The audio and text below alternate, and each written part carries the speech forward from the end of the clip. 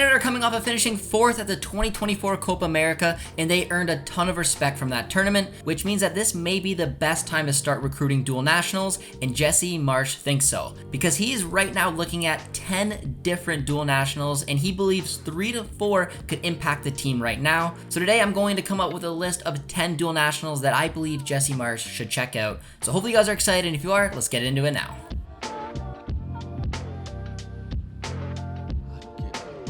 The most obvious player on this list is Luca Kosho, and that is where we are going to begin. Kosho is a winger playing for Burnley who is eligible to represent the United States, Canada, Nigeria, and Italy. He represented the United States at the U15 level, Italy at the U19, 20, and 21 levels, and he's also been called up by Canada for a friendly and 2 Nations League matches in June of 2022.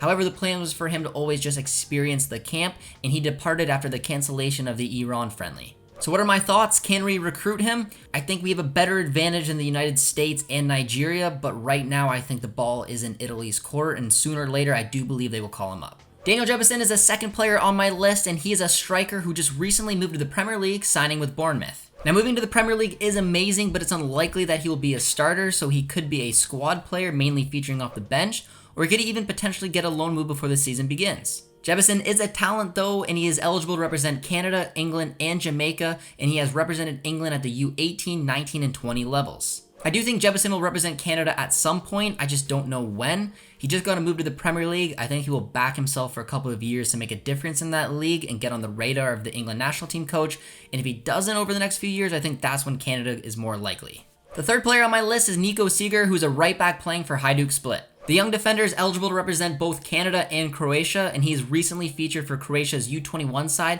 at the 2023 European U21 Championship. The Croatian national team is definitely monitoring the situation, and they have a clear advantage over Canada. However, a source has informed me that the door is not closed and Canada is still an option.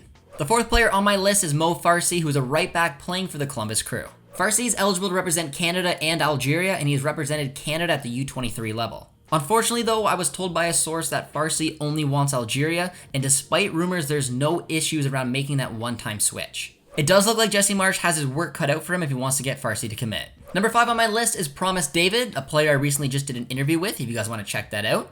Now, Promise just earned himself a move to Union Saint-Gilloise in the Belgian top flight. Life at his new club could not have got off to a better start, as he's already found the back of the net for Union Saint-Gilloise in a friendly. Another huge upside to this move is the fact that Union Saint-Gilloise could potentially qualify for the Champions League, so we could have another Canadian playing in that competition. David is eligible to represent Canada and Nigeria, having represented Nigeria at the U23 level. I do have some good news though. A source informed me that Promise David's goal is to be on the 2026 World Cup roster for Canada, so right now Canada has a massive advantage when it comes to recruiting this player. Player number 6 is Lucas Poss, who is a center back playing for Stade Lausanne Ouchy. Unfortunately though for Poss, his club did suffer relegation last season from the Swiss top flight. Poss is eligible for the United States, Switzerland, and Canada, and he is featured for the United States at the U23 level. Poss has made it clear that he's interested in playing for Canada, and he was recently named to the Canadian preliminary squad for the 2024 Copa America. I would like to see the player get a transfer this summer to a more competitive league, and if he's able to, I do think Jesse Marsch will give him a look.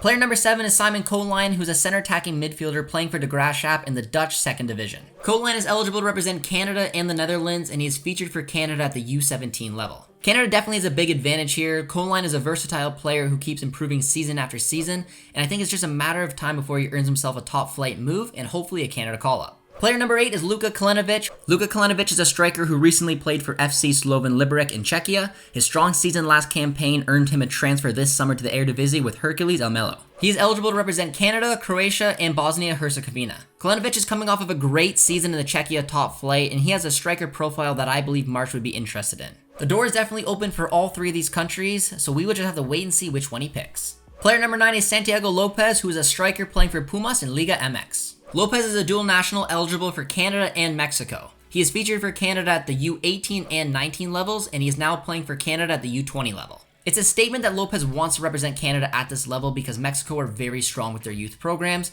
He's definitely one for the future, and after talking to Canada's U20 head coach, it does seem like Lopez is very excited about wearing the maple leaf. The final player on my list is the most intriguing one, and it's Ryan Gauld, the center attacking midfielder from the Vancouver Whitecaps. Gauld at the moment is only eligible to represent Scotland, however he could qualify for Canada through the residency rule. He joined the Whitecaps on July 31st, 2021, which means that he would qualify for Canada 5 years later, just after the 2026 World Cup. There is some optimism that Canada Soccer can find a loophole to somehow get Gauld citizenship before the 2026 World Cup, or that FIFA may change the rules before then, as they so often do.